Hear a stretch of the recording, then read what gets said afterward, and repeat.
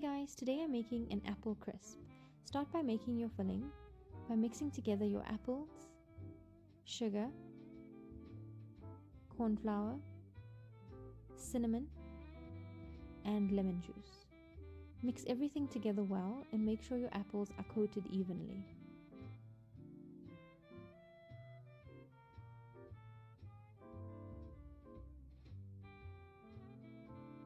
Transfer your filling into a greased cast iron skillet or a greased baking dish.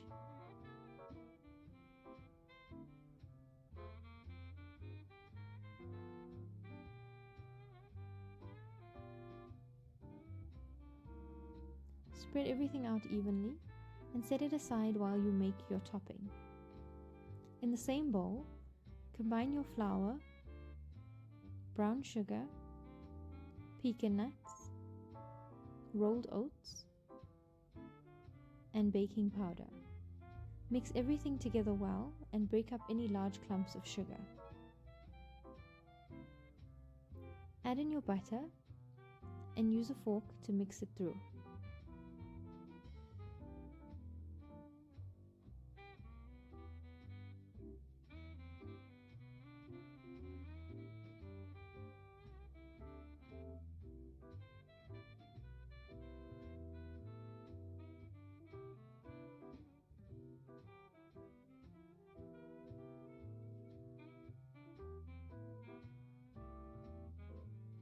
Use your hands to mix through just for a few seconds to make sure there isn't any dry flour.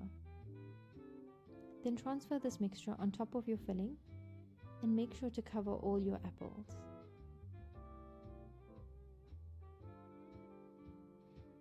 Bake this in a 180-degree oven for 35 to 40 minutes or till the top is golden brown.